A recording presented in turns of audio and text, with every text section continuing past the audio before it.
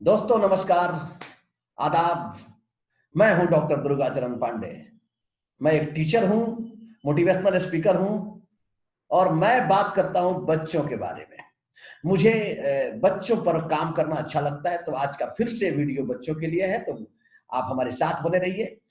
पिछले वीडियो में मैंने बात किया था पढ़ने में मन लगाने के 7 सीक्रेट के बारे में। जानते हैं मैं क्यों बात करता हूं? सारे बच्चों का एक शिकायत रहता है, सर पढ़ने में मन नहीं लगता है। आज के बाद से आपका पढ़ने में मन लगेगा। वो 7 सीक्रेट मैं पिछले वीडियो में बता चुका हूं, आप जरूर देख लीजिए। और आज जो मैं आपसे बात करने वाला हूं कि वो जो 7 सीक्रेट है, 7 जो रहस्य है जिसे पढ़ने में मन लगता है, उसे अपने जिंदगी में लाएंगे कैसे? यह तो है कि हम जान लिए ये दवा खाएंगे, लेकिन वो खाएंगे कैसे? कैसे हमारी जिंदगी में वो आएंगी, वो बातें आएंगी? तो आज के वीडियो में हम इन बिंदुओं में बात करेंगे। और आज के वीडियो को देखने के बाद से आपके पढ़ाई की स्पीड, आपके पढ़ाई का मकसद और आपके पढ़ाई के प्रति आपकी नजरिया तीनों बदल जाएगी। तो आप 5 मिनट मेरे साथ बने रहिए। हम बात करने वाले आज बहुत ही महत्वपूर्ण बिंदु पे। तो आइए हम स्क्रीन शेयर करते हैं, तब तक हम हमारे साथ बने रहिए। और ये देखिए, मैं आपको सबसे पहले दिखा रहा हूं कि ये जो चीजें हैं, आपको स्क्रीन पे 3 चीजें दिखाई दे रही हैं। ये जो 3 चीजें आपको दिखाई दे रही हैं, उसमें जो पहली चीज है वो है प्लेफुलनेस। मैं क्यों दिखा रहा हूं ये 3 चीजें, थोड़ा सा समझ लीजिए। ये जो 3 चीजें हमारी संपत्तियां हैं, ये हमें विरासत में मिली है। जब हम पैदा होते हैं ना, तो जैसे हमें हवा, आकाश, पानी, ये सारी चीजें प्राकृतिक रूप से विरासत में प्राप्त होती हैं, उसी प्रकार हमारे अंदर भी ये 3 शक्तियां हमें विरासत रूप में मिलती हैं। पहली शक्ति है प्लेफुलनेस। प्लेफुलनेस क्या होता है? खेल पूर्णता।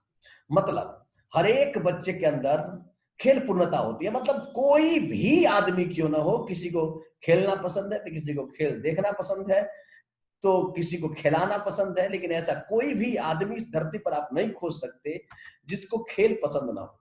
प्लेफुलनेस सबके अंदर की बात है, ये सारे लोगों के अंदर होता है। इसको आप याद रखिएगा, आगे काम आएगा।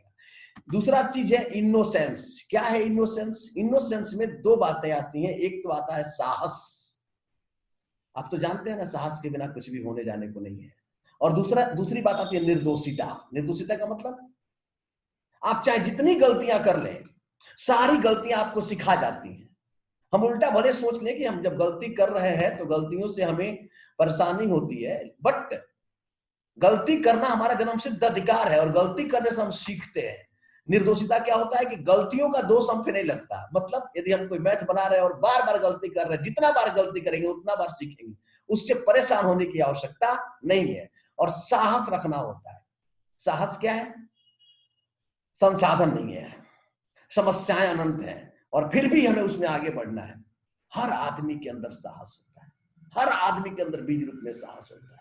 उस साहस को हम जगा सकते हैं। और तीसरी जो चीज है इंटेलिजेंसी।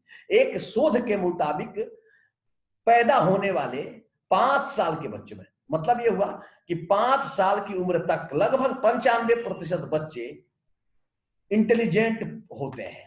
5 साल की उम्र तक 95% बच्चे इंटेलिजेंट होते हैं, जबकि 25 साल की उम्र तक जाते जाते मात्र 5% बच्चे इंटेलिजेंट बचते हैं। ऐसा क्या होता है? यह एक बहुत बड़ी समस्या है। 5 साल की उम्र तक 95% बच्चे इंटेलिजेंट है, जबकि वो 25 साल के एज तक जाते जाते मात्र 5% बच्चे इंटेलिजेंट बचते हैं। दुनिया में ऐसा कोई नहीं कह सकता कि कोई बच्चा इंटेलिजेंस में कम पैदा हुआ। तो क्या मतलब हुआ? ये जो इंटेलिजेंसी है वो हम लेके पैदा होते हैं, साहस और निर्दोषिता हम लेके पैदा होते हैं, और प्लेफुलनेस हम लेके पैदा होते हैं। मनुष्य होने के नाते ईश्वर हमें ये 3 चीजों का गिफ्ट देके भेजता है, ये याद रखिए। यदि इन बातों पे आपको यकीन नहीं है तो आगे का स्लाइड आपके लिए नहीं है, क्योंकि जब तक ये चीजें आप के अंदर नहीं रहेंगी, आपको आगे किसी भी काम में मन नहीं लगने वाला है, और किसी भी काम में सफलता नहीं मिलने वाली है। क्योंकि इंटेलिजेंसी पे आपको विश्वास करना होगा कि मैं इंटेलिजेंट हूं, आपको विश्वास करना होगा कि मैं साहसी हूं, आपको विश्वास करना होगा कि मैं गलती करके और फिर से सुधारने पे लग सकता हूं, और विश्वास करना होगा कि मैं काम नहीं कर रहा हूं, हर चीज को खेल रहा हूं, क्योंकि जब तक आप खेल नहीं सकते तब तक आपका मन नहीं लगेगा। यह एक बहुत इंपॉर्टेंट मुद्दा है, खेल में ही मन लगता है। ये इन चीजों पे आपको यदि यकीन आ गया हो तो मैं आगे बढ़ता हूं, यकीन नहीं आया हो तो आज के बाद से यकीन करना सीख लीजिए कि ये चीजें आपको ईश्वरीय रूप से प्राप्त हुई है इन चीजों के लिए। अब यदि आपको आगे जाना है तो सबसे पहले अपने आप से कुछ प्रश्न करने होंगे। यदि आपको जीवन में सफल होना है, पढ़ाई में सफल होना है, यदि डॉक्टर, इंजीनियर, आईएएस, पीसीएस, वैज्ञानिक इत्यादि बनना है, तो सबसे पहले आपको अपने काम का वजह खोजना होगा। जब तक हमारे जीवन में कोई बड़ा वजह नहीं होता तब तक हम उस काम में सफल नहीं हो पाते हैं। तो सबसे पहले हम वजह को समझते हैं। कैसे हम वजह को पता करेंगे कि मेरे पढ़ने का वजह क्या है? बहुत से लोग इसलिए परेशान हो जाते हैं, उनको अपने पढ़ने का वजह ही नहीं पता होता है। तो आपको सबसे पहले जो काम करना है वो ये करना है कि अपने आप से पूछना है कि मेरे पढ़ने का वजह क्या है। खुद से पूछे कि मैं क्यों पढ़ूं। यह क्यों बहुत इंपॉर्टेंट है, और इस क्यों को आपको खोजना ही होगा, क्योंकि यदि जब तक ये क्यों नहीं मिलेगा तब तक आपके जिंदगी में पढ़ने में आपको मन लगने वाला नहीं है। ये क्यों बहुत इंपॉर्टेंट है। हम मनुष्य हैं और हम किसी भी काम को करने के पहले यह जान लेना चाहते हैं कि हम क्यों करना चाहते हैं, और यह क्यों आपका जितना भी बड़ा हो। क्यों पढ़ना है आपको? आपको अपने परिवार के लिए एक सुखी जिंदगी चाहिए, आपको चलने के लिए कार चाहिए, आपको एक मकान चाहिए, आपको देश दुनिया के लिए कुछ करना है, कोई तो रीजन होना चाहिए। यदि कोई कारण अब देखिए, आप कहेंगे तो कारण तो मेरे पास है, लेकिन वह कारण आपको बार बार बार बार अपने मन से बताना होगा, क्योंकि मन तो भूलने में माहिर है और वो भूल जाता है। तो कारण बार बार आपको बताना होगा। तो सबसे पहली बात मैं आपसे यह कहता हूं कि खुद से पूछे कि मैं क्यों पढ़ूं, और इस क्यों की खोज करें। इसके बाद से जो आपको काम करना है वो काम यह करना है कि आप अपने अंदर से, जैसे आपने पता कर लिया कि मैं क्यों पढ़ूं, ठीक है, तो ऐसे ही नहीं छोड़ दें, इसे नोटबुक पर लिख लें। मैं क्यों कह रहा हूं नोटबुक पर लिखने के लिए? इसका गहरा रीजन है कि आप नोटबुक पे लिख लें।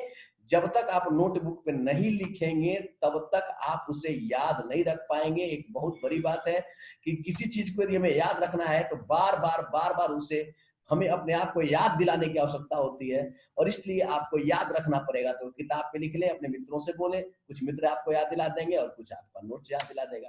और जो तीसरा इंपॉर्टेंट बात है इस संदर्भ में वो ये है, जो तीसरी इंपॉर्टेंट बात है इस संदर्भ में, कि इसे हर पल याद रखें, या पढ़ाई की संजीवनी है। तो मैं क्या कहना चाहता था कि सबसे पहले वजह खोजें अपने पढ़ाई का, और जब आपको वजह मिल जाती है, जब एक बड़ा वजह पैदा हो जाता है, तो उस वजह को कॉपी पे लिखें और बार बार पढ़ें। जितना ही आप पढ़ेंगे आपका मन उतना ही पढ़ाई में लगने लगेगा। आज मैं इस वीडियो को यही मैं समाप्त करता हूं। आप अपने आप से ये प्रश्न पूछें, अपने कॉपी पर लिखें, और लिखने के बाद से अपने दिमाग को बार बार बताएं कि मुझे इसलिए पढ़ना है। और जब एक बार आपका दिमाग, आपके दिमाग में इसलिए बताना जरूरी है कि आपके पास जो आप सोचते हैं ना कि मेरा छोटा सा दिमाग है, वो छोटा सा दिमाग नहीं है। दिमाग दो खंडों में है। आपका एक अवचेतन मन जो बहुत ताकतवर है। जब तक आप अवचेतन मन को यह नहीं बता देते कि मुझे क्यों पढ़ना है, तब तक आपके अंदर जो एक बहुत बड़ी शक्ति है वो जगेगी नहीं। इसलिए बार बार अपने आप से कहें कि मुझे इसलिए पढ़ना है, मुझे इसलिए पढ़ना है, ये मेरा रीजन है, ये मेरा विजन है, ये मेरा सपना है। और एक बार जब आप अपना सपना अपने अवचेतन मन को बता देते हैं दोस्तों, तो वो अवचेतन मन आपके लिए वो सब करता है जो आप चाहते हैं। तो पढ़ाई में मन लगाना हो तो सबसे पहला जो आपको काम करना है वो काम यह करना है कि अपना वजह खोजना है। कल मैं दूसरा स्टेप बताऊंगा, तब तक के लिए इतना ही। और आज आप वजह खोज लें। तब तक के लिए मैं आपको गुड बाय बोलता हूं। दूसरा वीडियो देखना नहीं भूलिएगा, एक दूसरा सीक्रेट, और मैं वादा करता हूं कि इतने सीक्रेट्स बता दूंगा आपको कि आप यदि पढ़ने में मन नहीं लगता और पढ़ने में मन लगाना चाहते हैं तो कुछ दिनों तक हमारे साथ आगे बढ़ते रहिए। Best of luck. Thank you.